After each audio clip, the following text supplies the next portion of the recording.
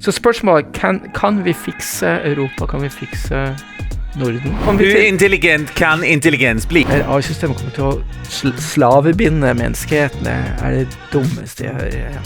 Alt vi gjør, det en funksjon av det livet vi har levd. Vi jo en akselerert læringsprosess. Vi kan ikke bli slaver av disse teknologiene. Välkommen till dig, Morten Irgens. Ja. Var det rätt? Det rätt. Det är rätt. Det är rätt. Bra. Välkommen till våran podcast Intellis talar tech. Ja. Du är norsk. Jag norsk. Jag är dansk. Ja. Jag talar svensk. Ja. Då blir det lättare. Allt går så fint så. Ja, absolut. Ja. Jag var i Norge här nyligen och pratade med en potentiell kund. Alltså det är ett vackert språk i Norge alltså.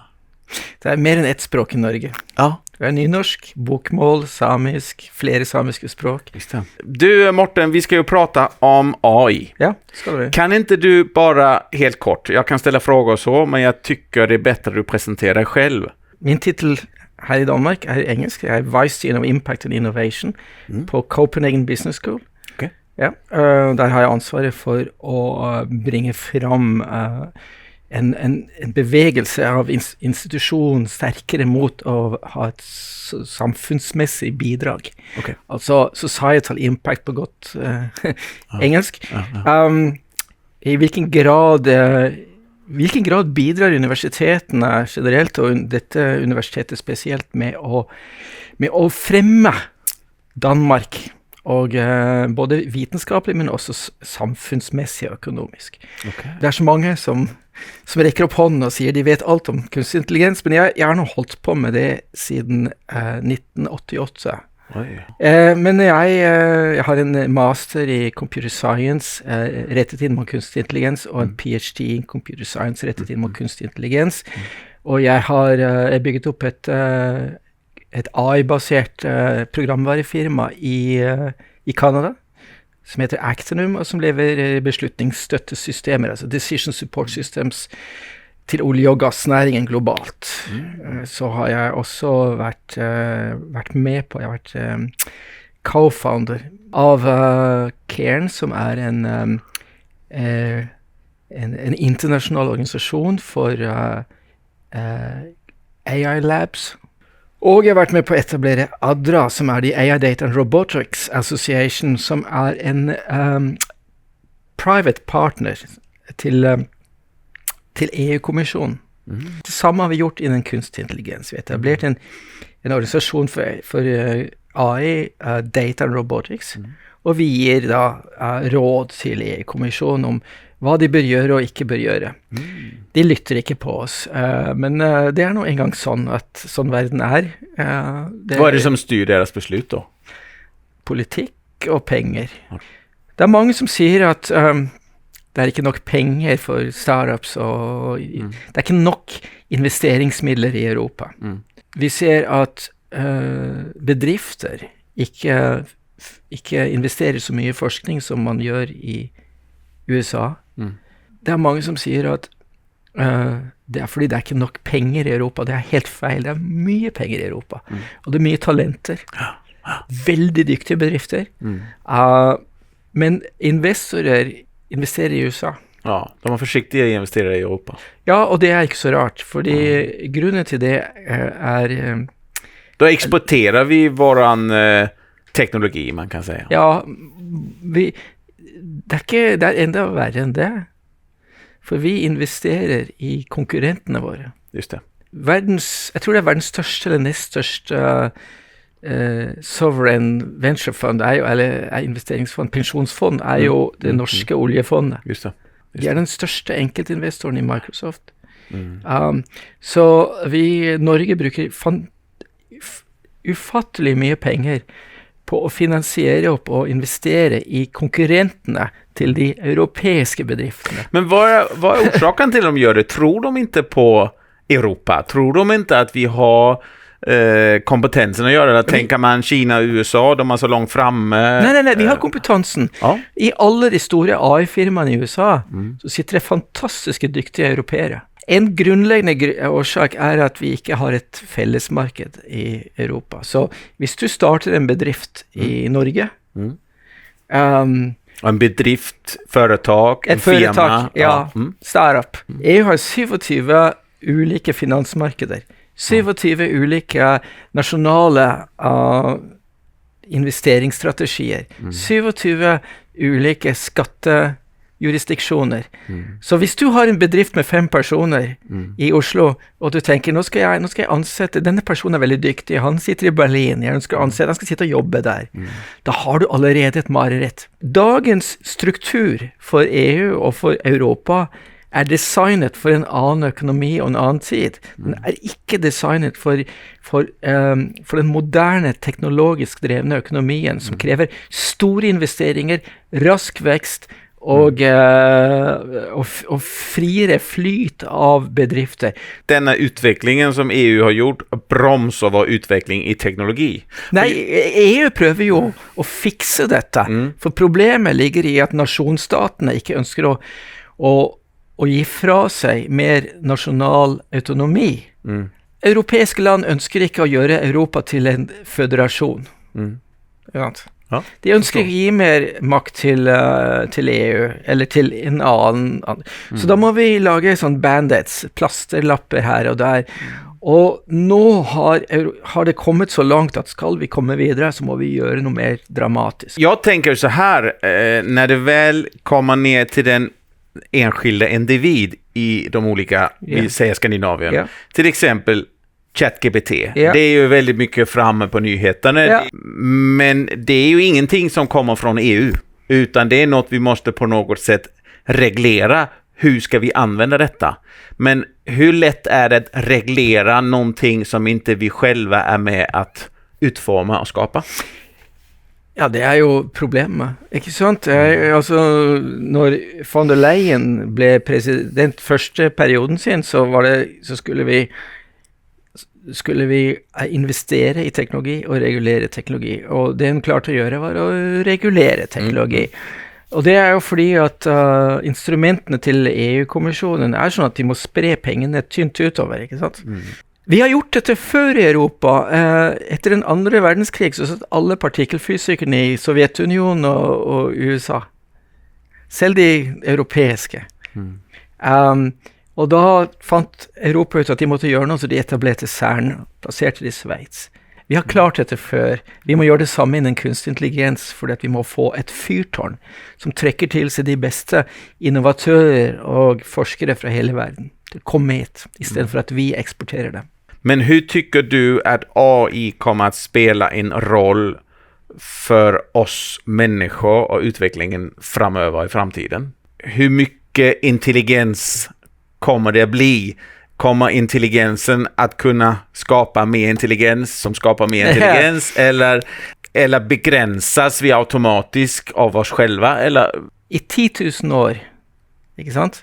Så har jo befolkningen ligget på 2 millioner i hele verden, ikke sant? Den har bare ligget flatt.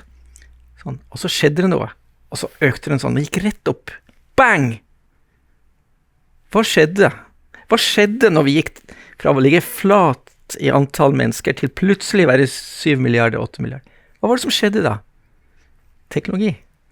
Vi fikk dampmaskin og vaksiner og etter hvert kunstig intelligens og bioteknologi og hele greia.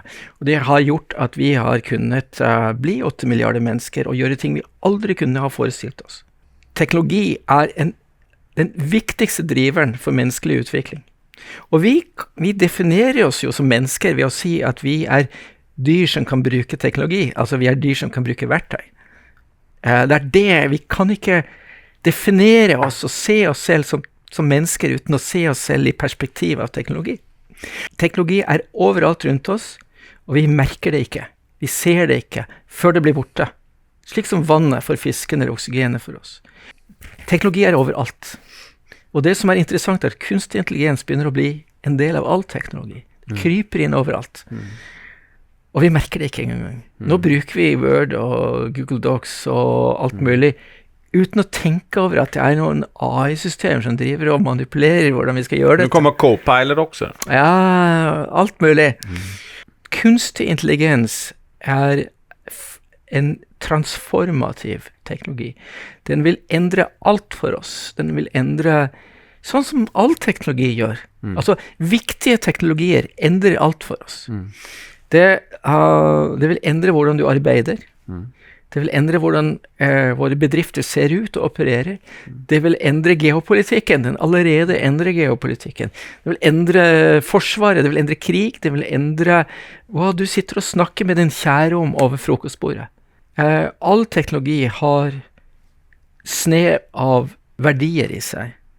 Og de verdiene som ligger i disse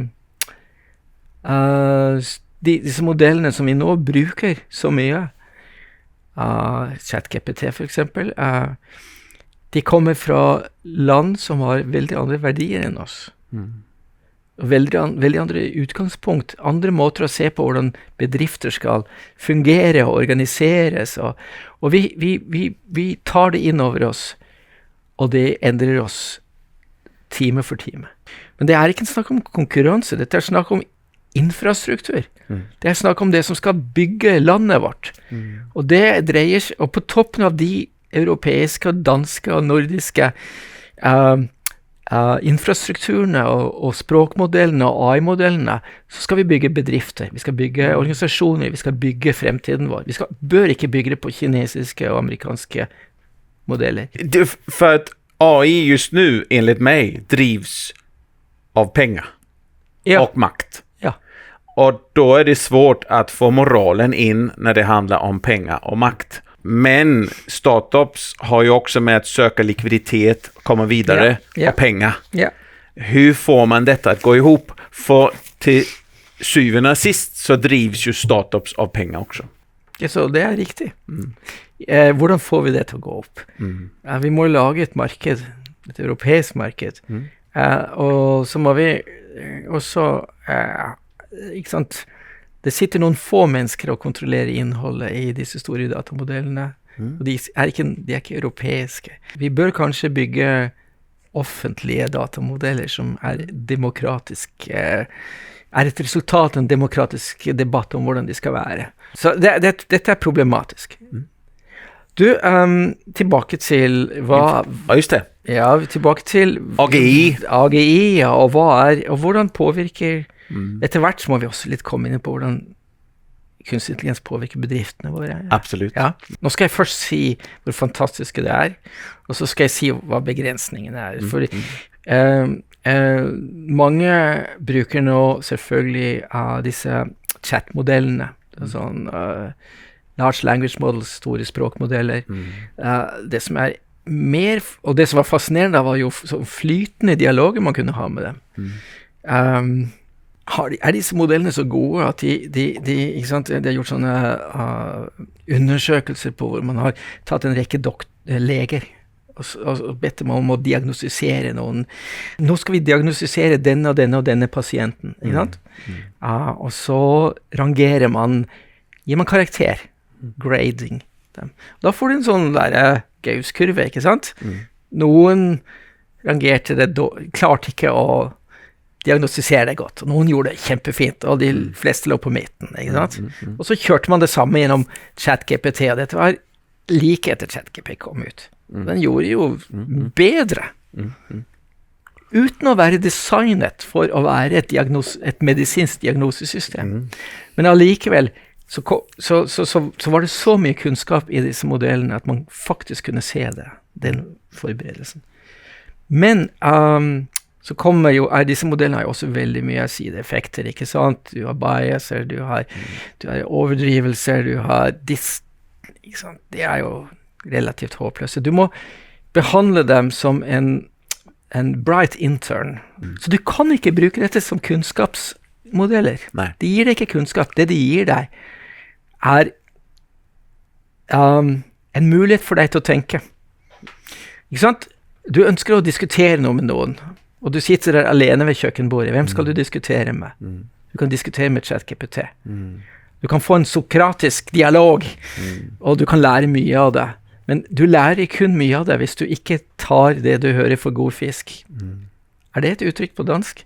Nei, det var det ikke. Ja, det er et veldig norsk uttrykk. Ja, visst. Men jeg tar det for god råvare. Ja, ikke sant. Men du får fortsette. Jeg tenkte bare så her. är det inte lite så samhället har blivit, och är det där AI också har fått sin plats? Att vi människor, vi vill ha allting så snabbt. Det er riktig, men det er forskjellige ting her. Det å lære å spille piano eller tennis, det tar noen tusen timer, ikke sant? Men da jeg vokste opp, så hadde vi et leksikon i vårt hus. Og var det noe vi lurte på, så kunne vi gå i bokhyllen og hente den og lete, og som regel ville vi ikke finne det. Nei. Så lukker vi boken, setter den opp igjen, og vi lærte ingenting.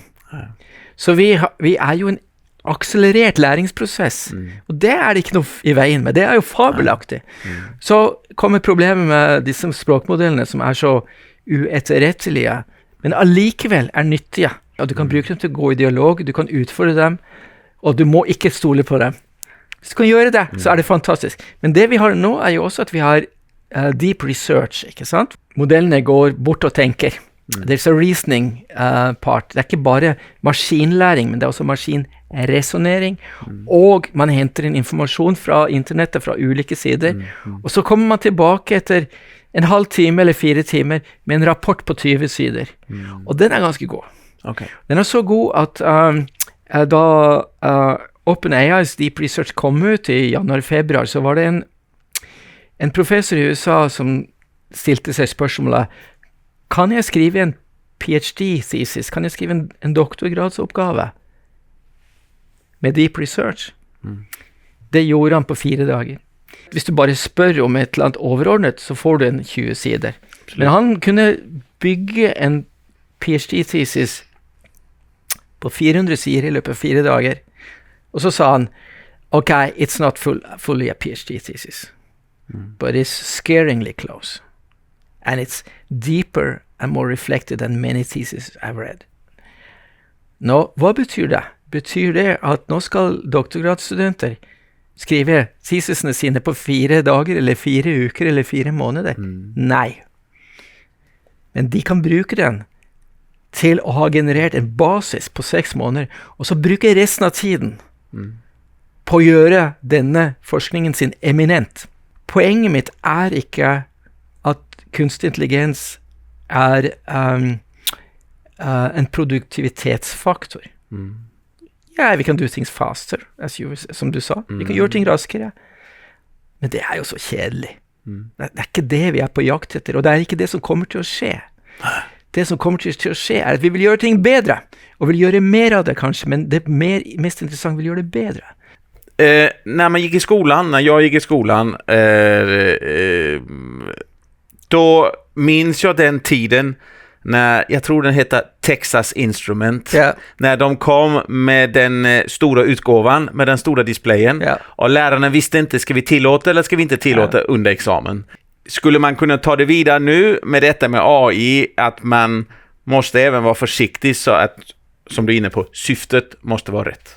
Ja, fordi du kan gå tilbake til de klassiske grekerne som mente at det å skrive ned ting var ikke bra, for da brukte man ikke hjernen. Det er en analogi, ikke sant? Samme var det når vi fikk boktrykkekunsten, og ikke sant? Det ble sett på som at vi blir ikke så, vi bruker hjernen mindre.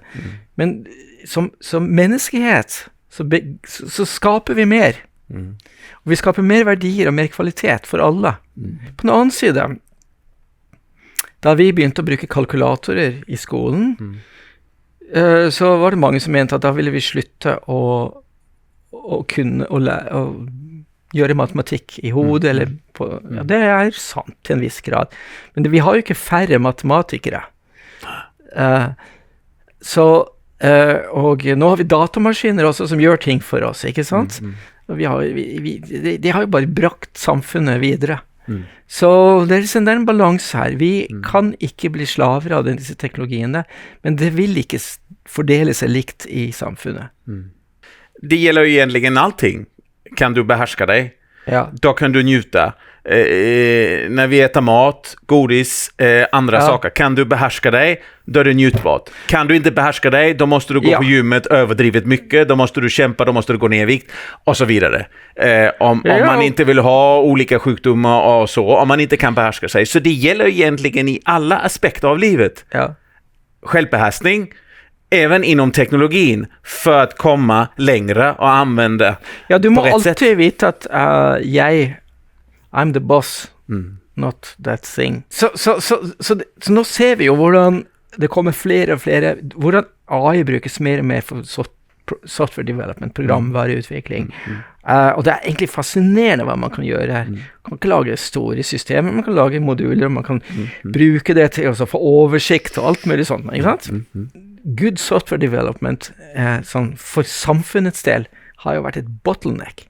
Sånn, de store nasjonale programvaresystemene vi har ønsket å lage i Norden, de har jo gått, de koster liksom 10 milliarder kroner og tatt 20 år, ikke sant? Og så blir de kansellert, og de fungerer ikke. Problemet er jo ikke at vi skal gjøre det, men raskere. Problemet er, det vi skal gjøre er å gjøre det riktig og gjøre det bedre og levere mer til samfunnet for å bygge samfunnet. Og det kan vi gjøre nå. Og det som da skjer er at det blir flere oppdrag til programvareindustrien. Og her er analogien. Jeg skrev det ned faktisk. Det er noe som heter Jevons Paradox. William Jevon, han er en økonom i 1865. Han pekte på et paradoks, at når en ressurs ble mye billigere, så var det ikke bare at man kunne kjøpe den ressursen rimeligere. Man brukte mer av den. Bringer ned pris, og bringer ned energikostnader, så bruker man mer enn man gjorde før man brakte det. Man bruker mer penger på det, for man kan få mer for penger. Ifølge Jevons Paradox da, så vil jeg mene at programvareindustrien i Europa vil få mer å gjøre. Det vil være mer bruk for software developers og systemutviklere og så videre, men de vil trenge en annen type utdannelse, og de vil måtte lære seg til å bruke AI på den riktige måten. Og nå må vi tilbake til AGI. Exakt, nu kommer vi til det. Ja, så da kommer vi til... Hur intelligent kan intelligens bli? Ja, så det er 2 ulike spørsmål man sitter med i hodet når man spør om hvor intelligent er et system. Man tenker på hvor smarte ting den kan gjøre. Og så begynner man ofte å blande det sammen med om dette systemet har selvinnsikt og jeg vet det, self-consciousness, selvbevissthet. Og jeg vet jo ikke om du har det. Jeg aner ikke om du har selvbevissthet. Ja, da holdt jeg på å si etter den samtalen så betviler jeg dem. Det er bare jeg vet jo ikke det. Jeg bedømmer det utifra hva du gjør, og derfor så er Turing-testen en test som bare vurderer om et system er kunstig intelligens ved å vurdere hva det gjør, sammenligne hva et menneske gjør. Det er mer enn 20 år siden, nesten 30 år siden verdens beste sjakkspiller var et menneske. I dag så leverer de AI-systemene vi har i dag, de er bedre på å gjenkjenne håndskrift, forstå tale, forstå dialoger enn det mennesker er. Men då har jag en fråga. Varför är världens bästa schackspelare inte längre människa? Men om vi pratar en fotbollsspelare eller vi pratar en tennisspelare eller något annat, då kan du se hur personen agerar med ljud, med rörelse och så vidare som gör att du kan på något sätt hitta luckor för att vinna. Ja. Da kommer du inn på et viktig poeng. Altså sjakk er jo et veldig tankespill, ikke sant? Et AI-system hvor alt er digitalt. Hvordan kan det forstå verden? Og da er argumentet at man kan ikke forstå verden uten å være en kropp i verden. At intelligens er også en funksjon av fysikk, det er en funksjon av den tredimensjonaliteten vi er i. Det er at jeg sitter og ser meg rundt i dette rommet og snakker med deg. Jeg slo det på skulderen i sted, jeg kan gjøre det igjen. Dette er en del av det å bygge, at intelligens utvikler seg. Og da var et av spørsmålene, hva om vi har et datasystem i dag som er smartere enn et menneske. Ja, det spørs hvilke deler av virkeligheten vi snakker om. Det har blitt så vanskelig å evaluere hvor gode AI-systemer er i dag. Man må lage mer og mer avanserte tester. Når du skal søke deg inn på high-ranking schools i USA, ikke sant, så må du ta en opptakseksamen. Og de går rett inn. Uansett hva det er for noe, går de rett inn i den topp 1%. Eventuelt så tar de bare alt, ikke sant? De svarer alle spørsmål korrekt. Så hvordan i all verden skal vi teste dem? Man kunne ikke teste disse systemene mot disse testene, fordi de kunne ikke skille dem, de løste alt. Så laget man en ny, veldig vanskelig test som heter Humanities Last Exam. Og der har man gått rundt til forskere og spesialister i hele verden og bedt om å finne de vanskeligste spørsmålene de kunne tenke seg innenfor sine områder. Så man har laget en veldig, veldig vanskelig test. Siste AI-modellen, den løser 38% av de testene. Du og jeg, eller den smarteste personen i verden, klarer kanskje 2%. Hvis du begynner å spørre om andre ting, ikke sant? Hvordan du erfarer den virkelige verden, hvordan ting som du lærer ved å gå i en skog og lytte på fuglene, ikke sant? Hur känns det att äta en glass när det är 28 grader ute? Ja, du kan formidle det til et AI-system, og den kan fortelle deg det tilbake. Men det betyr ikke at det er en forståelse for det. Nei. For den har ikke opplevd dette. Singulariteten, ikke sant? Just det. Og den singulariteten er jo at lager man et utrolig bra AI-system som kan programmere noe vi gjør, så kan det AI-systemet lage et AI-system som er litt bedre enn seg selv. Og det AI-systemet kan lage et AI-system som er litt bedre enn seg selv. Og så får du denne tanken om at da har vi en akselerert intelligensutvikling. Har du et system som kan virkelig resonere og ha all den informasjonen og kunnskap og sånt, så vil den vite veldig mye og kunne veldig mye. Men det er ikke noe Skynet, altså. Det er ikke, altså herregud, det er så mye tull og tøys på internett i dag, og det å lese om hvordan AI-systemer og teknologi, AI-systemer kommer til å slavebinde menneskeheten, er det dummeste jeg hører. Jeg aner ikke hvor dette kommer fra. Hur kommer AI att påverka kompetensen hos företagsledare och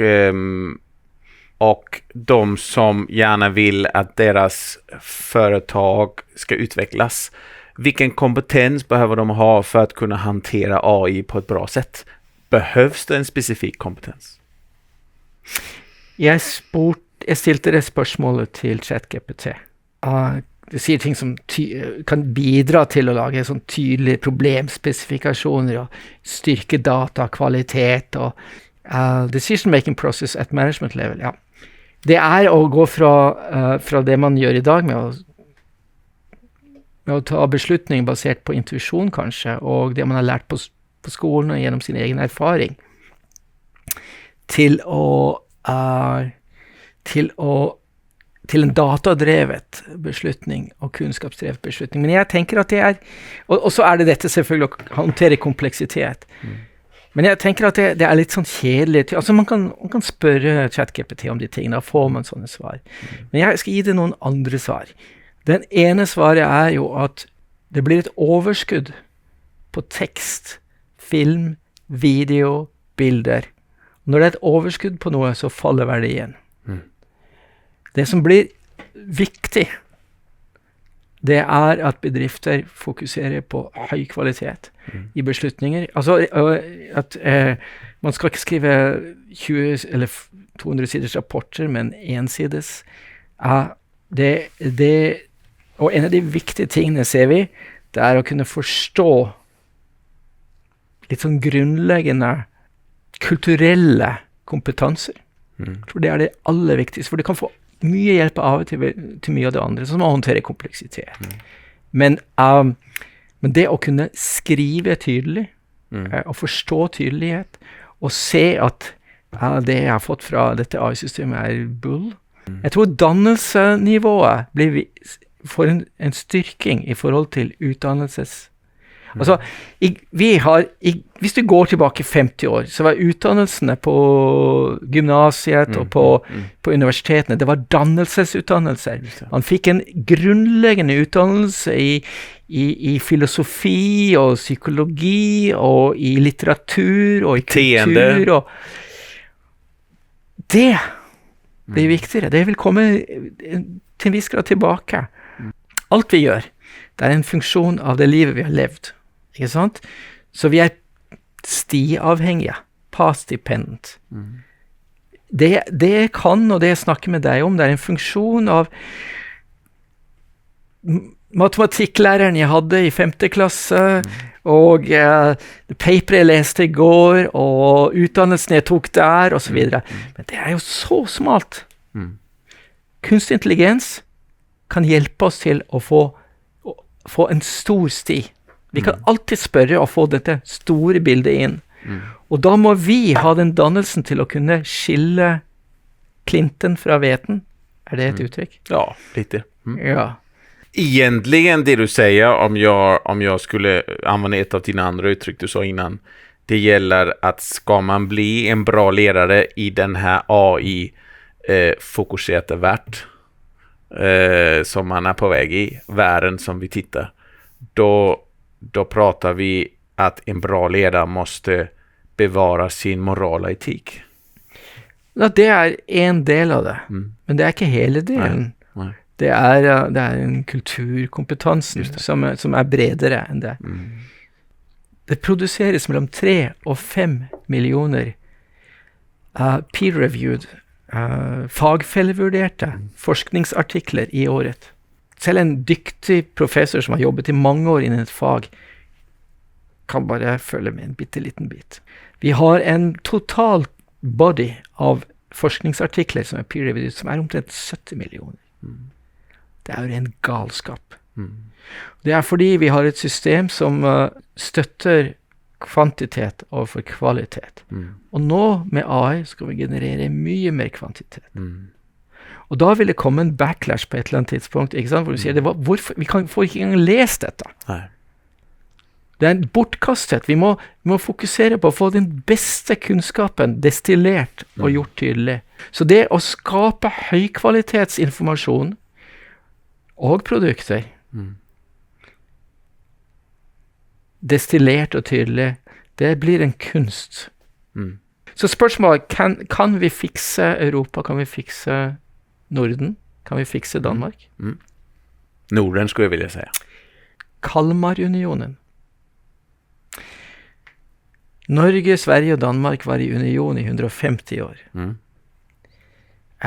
Og en stor del av Finland, fordi svenskene hadde gjort det de gjorde i de tider. Jeg er en sterk tilhenger av Kalmarunionen. Jeg ønsker at vi skal begynne å samarbeide. Norden har til sammen er vi den 11. største økonomien i verden. Vi har fantastiske universiteter, fantastiske bedrifter, fantastisk teknologi. Og vi klarer ikke engang å lage en felles AI-strategi. Og jeg ønsker at Mette Fredriksen